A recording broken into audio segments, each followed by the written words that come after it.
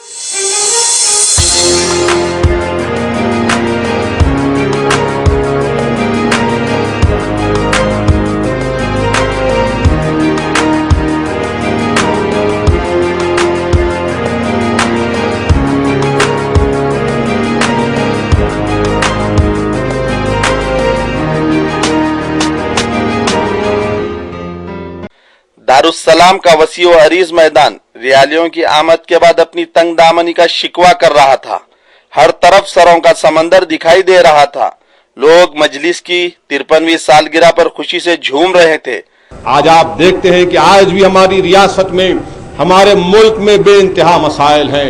آج انصاف ہم کو نہیں ملتا۔ اور افسوس مجھے اس بات کا ہوتا ہے کہ گودراہ کا واقعہ ہوا تو 8-9 سال کے اندر عدالت کا فیصلہ آ گیا، مگر ہماری بابری مسجد کو شہید ہوئے کتنے سال ہو گئے۔ آج تک جن لوگوں نے بابری مسجد کو شہید کیا ان کو ہماری عدلیہ سزا نہیں دیتی۔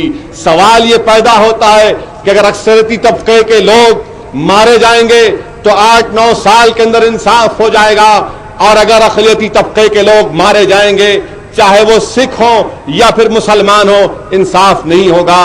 تو یہ پیغام کیا جا رہا ہے، یہ حکومت میں بیٹھنے والے لوگوں کو سوچنا پڑے گا کہ آج ہندوستان کا مسلمان ان ارباب مجاز سے جاننا چاہتا ہے کہ آخر کیا وجہ ہے کہ گودرا کا واقعہ ہوتا ہے تو سزا ہو جاتی ہے، اور پھر گودرا کے بعد جو سرزمین احمد آباد اور گجرات میں جو ننگا ناچ کیا گیا، جن لوگوں نے ہماری بہنوں کے پیٹ کو کاٹا، حاملہ تھیں، ان کو سزا نہیں دی جاتی۔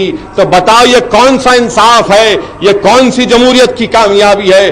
عزیزان ملت، انہی چیزوں کے خلاف مجلس اتحاد المسلمین نے آواز اٹھائی۔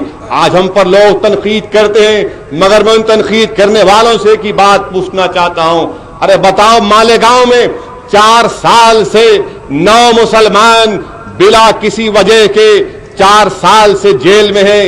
ممبئی کی آتھور روڈ جیل میں ہے۔ یہاں پر واقعہ ہوا تو مجلس کی طاقت کا اندازہ لگائیے آپ کہ ہمارے اراکین اسمبلی کھڑے ہو کر ایوان اسمبلی میں وزیر اعلیٰ کی آنکھ میں آنکھ ڈال کر کہتی ہے کہ مکہ مسجد، لمبنی اور گوکل چاٹ کے بم بلاسٹ کے بعد جو مسلمان بچوں میں گرفتار کیا گیا وہ معصوم تھے، حکومت کو معافی مانگنا پڑے گا۔ تو چیف منسٹر اٹھ کر کہتا ہے کہ ہم تیار ہیں، معافی چاہتے ہیں۔ یقیناً انشاءاللہ تعالی ہم کوشش کر رہے ہیں کہ نہ صرف آندھرا پردیش کہ ہمارے دیگر علاقوں میں مجلس اتحاد المسلمین کو مضبوط کیا جا سکے، بلکہ مہاراشٹر اور کرناٹک کے ان علاقے جو سابقہ ریاست حیدرآباد کے حصے تھے وہاں پر مجلس اتحاد المسلمین کو مضبوط کیا جائے۔ یقیناً عزیزان ملت، آج وقت آ چکا کہ ہم اپنے سیاسی سفر میں اگر ہم کو آگے بڑھنا ہے تو یہ بے حد ضروری ہے ہمارے لیے کہ ہم ذہنی طور سے بھی تیار ہو جائیں کہ آج وقت اور حالات کا تقاضا یہ ہے کہ جماعت کو اگر اور آگے لے کر جانا ہے، اگر جماعت کو اور اونچائیوں پر لے کر جانا ہے جو یقیناً انشاءاللہ تعالی جماعت جائے گی، تو ضروری ہے کہ ہم اپنے ساتھ ہمارے دلت بھائیوں کو بھی ساتھ لیں۔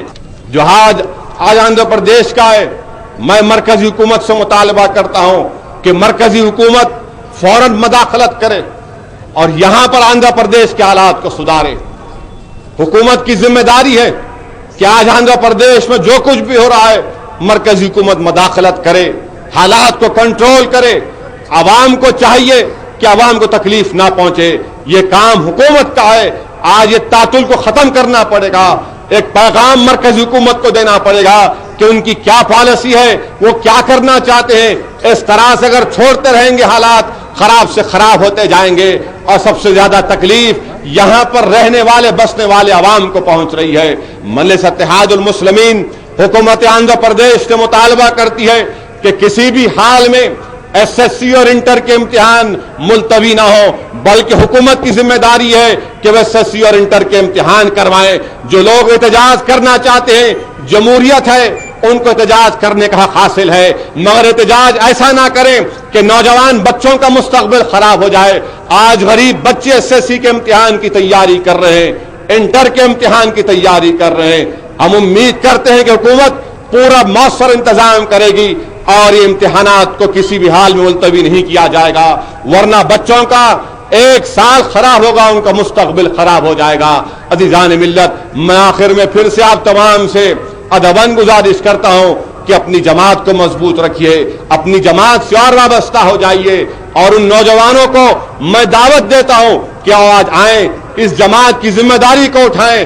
ہمارے بزرگوں نے ان کی زندگیوں کے ذریعے ہمارے سامنے ایک مثال چھوڑ دی کہ کیسے انہوں نے قربانیاں دیں، کیسے تکالیف برداشت کیے، کبھی جیلوں کو گئے تو کبھی پولیس کی لاٹھیاں کھائیں تو کبھی الزامات کی بوچھار کا ان کو سامنا کرنا پڑا، مگر انہوں نے ہمیشہ ان تمام الزامات یا پھر حکومت کے ظلم کو برداشت کیا۔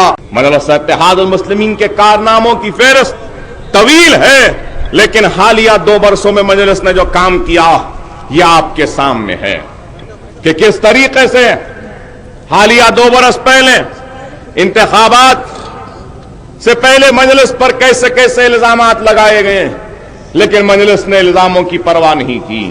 لوگ کہتے رہے کہ مجلس اتحاد المسلمین ختم ہو جائے گی، اب کے الیکشن میں مجلس کی شکست یقینی ہے، لیکن تاریخ مجلس رہی ہے جب بھی جتنی بھی شدت سے مجلس کی مخالفت ہوئی، اللہ اتنی ہی زیادہ شدت سے مجلس کو کامیابی عطا کیا، اور وہی ہوا۔ اتنی شدت سے مجلس کی مخالفت ہوئی تو اللہ نے مجلس کو تاریخ ساز کامیابی سے نوازا۔ 7 MLAs کو کامیاب کروایا، 1 رکن پارلیمنٹ کو کامیاب کیا، 2 MLCs کامیاب ہوئے، بلدیہ کے اراکین منتخب ہوئے، ڈپٹی میئر پر ہمارا قبضہ ہوا، مجلس آگے بڑھتی گئی۔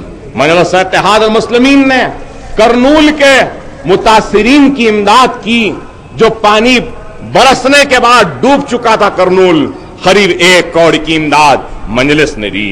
پھر اس کے بعد میں مہاراشٹر میں ادھر دھماکے اور فسادات ہوئے تو وہاں پر بھی مجلس گئی، وہاں پر بھی امداد مجلس نے دی۔ حیدرآباد میں فسادات ہوئے تو ان فسادات میں قریب 45 لاکھ روپے کی امداد تقسیم کی تو 50 لاکھ کی ضمانت مجلس نے کروائی۔ موقوفہ جائیدادوں کی بازیابی، 50 ایکڑ اراضی حضرت بابا شرف الدین رحمت اللہ علیہ کی درگاہ کی حاصل کی تو 35 ایکڑ دوبارہ حاصل کر رہی ہے۔ بیگم پیٹ کی موقوفہ جائیداد کو حاصل کیا تو ایوان اسمبلی میں مکہ مسجد کے دھماکوں کے متاثرین کی امداد کے لیے جدوجہد کی، اور حکومت آندھرا پردیش کو مسلمانوں نے آندھرا پردیش سے معافی چاہنے پہ مجبور کیا، تو مجلس اتحاد المسلمین کی طاقت اور مجلس اتحاد المسلمین کے اراکین اسمبلی کی ایوان اسمبلی میں موجودگی نے کامیابی حاصل کی۔ کام کرتی رہی ہے، آگے بھی کام کرتی رہے گی۔ اب ہم کو ہمارے اس کارواں کو سرزمین دکن سے آگے بڑھانا ہے، اور ہندوستان کے مختلف شہروں میں ہم کو اپنی جماعت کو پھیلانا ہے۔ ناظرین، حیدرآباد رپورٹر میں بس اتنا ہی۔ دیکھتے رہیے اردو ٹی وی۔